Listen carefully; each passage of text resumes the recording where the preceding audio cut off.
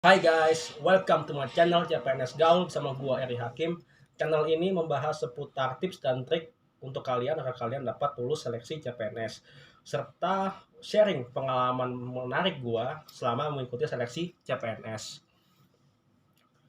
Oke, langsung aja. Di episode kali ini gua akan membahas tentang seleksi kompetensi bidang, yaitu lanjutan ya dari episode sebelumnya yang kedua, yaitu seleksi kompetensi dasar. Waktu itu gua Mmm, dinyatakan lulus seleksi kompetensi dasar dan lanjut gue registrasi untuk seleksi kompetensi bidang dan gue ikutin langkah-langkahnya aja ya, mulai isi biodata, mulai konfirmasi lagi biodatanya, dan yang terpenting adalah memilih lokasi ujian. Waktu itu pagi-pagi banget ya, sekitar jam setengah 6 pagi gue tentukan lokasi.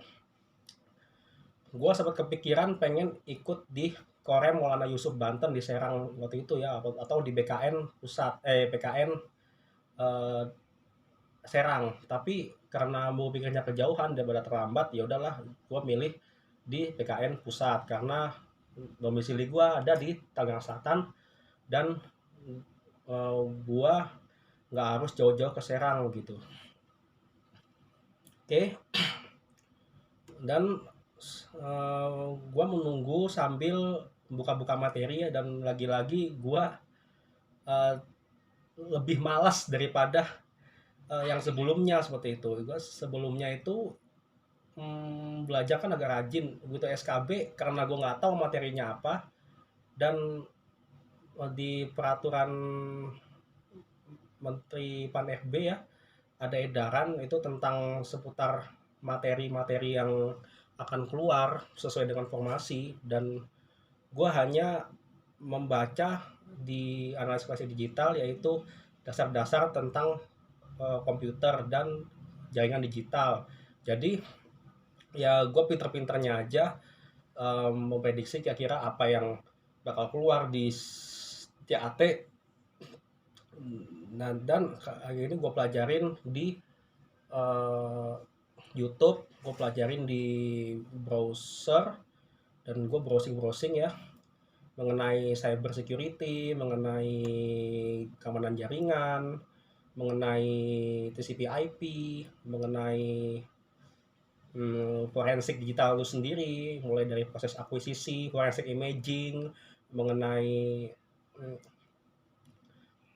ya akuisisi, forensik imaging, dan membuat laporan serta membuat cloning dari data itu sendiri dan menyelamatkan data itu supaya tidak ter edit ya, karena kalau udah keedit itu udah nggak sah lagi sebagai barang bukti gitu ya. Dan waktu itu gue pelajari terus lewat buku karangan Muhammad Nuh Al Azhar tentang forensik digital ya, dan gue putar-putarin buku itu aja, muter-muter aja, bahas aja, tapi lagi-lagi nggak serajin anak-anak yang lainnya gitu, sampai stabiloin apa nulis-nulis mulai dari halaman pertama sampai halaman tengah buku tulis gitu ya. Gua cuman modal baca, hanya modal mata aja gitu ya, nggak modal tulis, nggak modal tangan gitu ya. Kalau di persiapan SKB ini hanya modal mata sekali lagi ya. Dan ya apa ya, waktu itu berkesan banget. Jadi ya cuman 5 menit sekali gue baca, 5 menit sudah, 5 menit taruh oke. Dan nggak tipe kutu buku atau gila belajar gitu ya. Nah, oh ya, gue lupa untuk share tentang beberapa tes yang diselenggarakan di SKB. Jadi ada 4 tes ya, untuk formasi analis formasi digital yang gue lamar, yaitu seleksi wawancara, seleksi komputer asisten atau tes depan komputer ya, dengan soal-soal itu, psikotes, dan kesehatan. Kalau gue waktu itu kesehatan dulu baru psikotes, tapi random sih, ada yang dapat psikotes dulu, ada yang dapat kesehatan dulu, ada yang dapat wawancara dulu, ada yang dapat SKB dulu. Jadi nggak semua anak itu mendapatkan jadwal yang sama gitu. Dan ternyata setelah gue dapat pengumuman, lihat daftar jadwal ujian dan gua mendapatkan tanggal 28 hingga 29, padahal pengumumannya tanggal 22. Dan itu kan ngegas banget ya, apa ya, harus nuntut, jadi menuntut gua harus gece gitu, jadi bener-bener materinya tuh harus dipahami selama 1 minggu itu, dan padet itu ya waktunya. Dan eh, gua ya dalam dalam benak gua yang nggak ini sih, kayaknya nggak worth it waktu segitu tuh, seminggu gitu. Dan untuk wawancara, caranya sendiri tanggal 29, 28, dan untuk wawancara dan tanggal 28, dan tes CAT-nya itu tanggal 29 ya. Besoknya langsung 29 November 2021. eh Ya udahlah, gue pelajarin dan gue jalanin sampai tepat waktu hari H. Dan oke,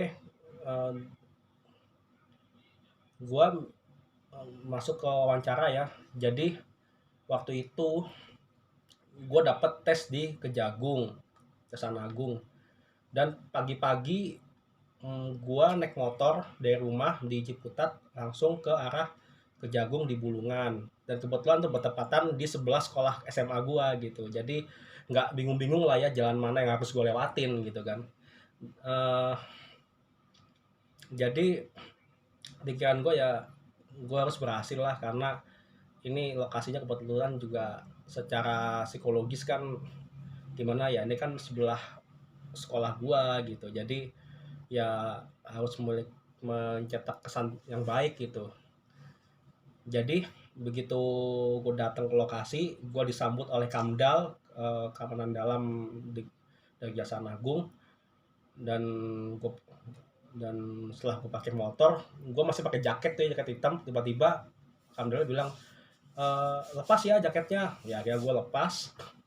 Dan di sana gue udah melihat ribuan manusia yang sudah mengantri di tenda, dan mereka-mereka itu tengah berlomba-lomba untuk mendapatkan kursi di CPNS, di formasi, masing-masing formasi yang mereka pilih di kejaksaan.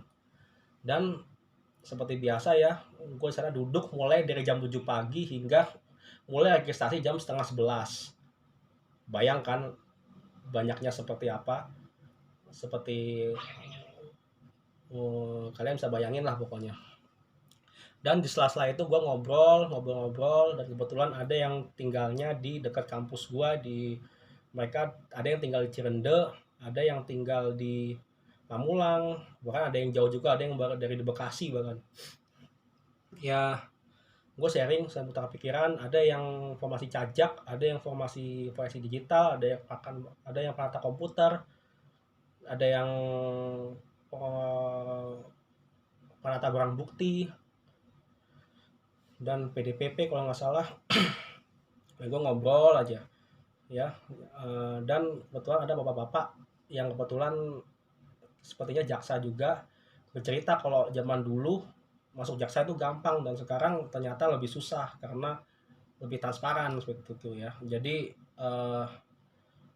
kali ini tidak ada lagi yang ada istilahnya kursi kosong untuk anaknya yang misalnya ada karyawan yang bekerja di kejaksaan memasukkan anaknya untuk mengisi kursi kosong, dan itu udah nggak ada lagi. Dan gue akuin ya, aku acungin jempol untuk kejaksaan, karena mereka sudah memberikan pelayanan, memberikan integritas, sehingga seleksi ini tidak ada yang dirugikan sama sekali. Itu sih yang ada di dalam benak gua.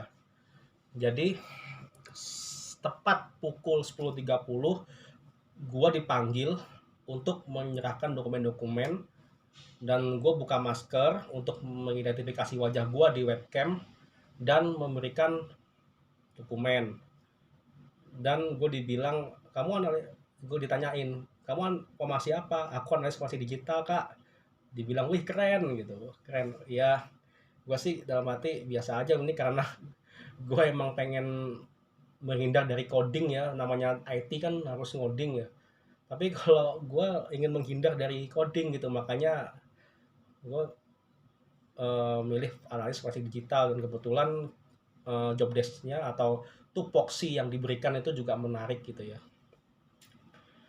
Eh, dan setelah 1 jam 2 jam kemudian, itu tepat waktu makan siang ya, jam 12.30, dan gue disuruh mau ke bawah dulu kalau mau makan gitu ya sama karyawan sana, dan sama kalau nggak salah jaksa juga ya, mungkin nggak tahu. Dan gue duduk di situ ya, tetap duduk situ aja gitu, takut nanti dipanggil. Dan ironisnya gue jam setengah 8 pagi cuma makan roti setengah tangkep. Jadi sampai jam situ gue tahan-tahanin untuk nggak makan supaya kalau seandainya gue dipanggil, gue ready gitu ya. Dan di sana gue melihat Bukalapak sedang berjalan menuju bawah, mungkin sedang ada keperluan. Ya ketemu aja, oh iya, tapi tidak sampai ngobrol sih karena ibunya kebetulan sedang ada keperluan kali ya. Dan di sana aku juga bertemu dengan hmm, teman yang dari Politeknik Negeri Surabaya, dia anak elektro. Dia juga mengambil analis forensik digital, dan ya butuh pikiran aja, dan tidak ada sangkut pautnya gitu ya. Jadi kalau anak elektro itu tidak terlalu berkecimpung di bidang forensik digital, karena itu memang notabene adalah dipegang oleh anak IT gitu ya. Dan gue sendiri ya sama sekali nggak tahu apa itu forensik digital, dan gue baru belajar saat sebelum SKB wawancara, karena kita ditanyakan harusnya ya oke lah bisa menjawab. Dan setelah 3 jam kemudian, jam setengah 3 ya kira-kira, dan aku masuk ke ruang wawancara. Dan aku sebelum masuk wawancara, aku bertemu dengan peserta yang sudah keluar, dan mereka ditanya soal skripsi dengan bahasa Inggris, dan latihan baris baris ya, komando sederhana aja, misalnya siap gerak, bagian depan gerak, tegak gerak, seperti itu, balik kanan balik kiri. Oke, dan gue masuk wawancara. Dan di wawancara itu gue langsung diperkenalkan oleh Pak Hari ya. Kemungkinan aku juga agak lupa tuh kayaknya Pak Kajati ya, Kepala Kejaksaan Tinggi kalau nggak salah. Dan Bu Karopek, Bu Katarina selaku Kepala Biro Kepegawaian. Dan langsung ditanya tanggapan tentang big data jika digunakan atau diimplementasikan di kejaksaan. Dan gue mikirnya agak bingung-bingung ya, karena ya apa yang harus gue jelaskan gitu. Jadi yang penting sederhana saja, kalau big data itu memang dibutuhkan karena untuk memangkas birokrasi, jawabanku gitu aja ya. Jadi ya agak ngirit gitu. Jadi gue nggak terlalu teoritis banget gitu, dan membahas tentang keamanan dari website tersebut gitu ya, untuk tidak jebol oleh para hacker dan lain-lain sebagainya. Sampai tiba waktunya aku ditanyakan, sampai gue ditanyain lagi uh, seputar skripsi tapi dengan bahasa Inggris. Nah itu bahasa Inggris, dan gue punya skripsi ya, judulnya implementasi implementasi dari sistem pendukung keputusan TOPSIS dalam memanfaatkan dalam website pemilihan laptop. Jadi gue jelaskan kalau skripsi gue itu tentang memilih laptop. Jika kalian punya pilihan laptop yang hendak kalian beli, gue bisa menentukan kira-kira laptop mana yang terbaik gitu ya. dengan menggunakan Topsys, tapi dengan bahasa Inggris, dan gue jelaskan sebisanya. Dan temen gue juga yang dari elektro dan dari jaksa juga, kebetulan dia melamar calon jaksa. Dan gue juga ditanyakan tentang studi kasus, yaitu kira-kira apa aja nih yang di ini kan, apa aja yang kasus-kasus yang kira-kira relevan dengan forensik digital. Dan ceritanya kita ini sedang dalam persidangan dengan kasus berita bohong gitu. Jadi gue jelaskan bla bla bla bla tentang teknisnya gitu. Pak Hari ingin gue jelaskan tentang teknisnya. Dan setelah selesai itu gue langsung bertiga nih sama temen gue yang ikut satu kloter wawancara, langsung digiring ke sebelah ruangan, dan gue ikut PBB, dan mereka dilatih, maksudnya mereka diuji kira-kira seberapa mantapkah mereka dalam mengikuti PBB. Oke. Dan apa-apa sederhana aja seperti siap gerak, komat gerak, ya seperti itu. Dan oke, ini akhir dari tahap wawancara, dan gue langsung pulang dan gue istirahat. Dan waktu di perjalanan pulang, gue lapar banget dari jam setengah 8. Gue cuman makan roti setengah tangkep, dan itu salah menurut gue. Yang ya jadi masalah, kenapa kok cuma makan segitu gitu ya. Dan gue lapar banget, akhirnya gue langsung minggir ke rumah makan, langsung minggir ke restoran nasi uduk, dan dapat bon harganya semuanya 60.000, cuman pakai ayam, nasi uduk pakai ayam doang, di restoran X lah ya.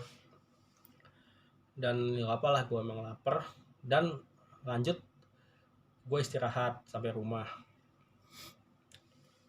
Dan tibalah untuk esok harinya, gue bersiap-siap untuk komputer asis tes.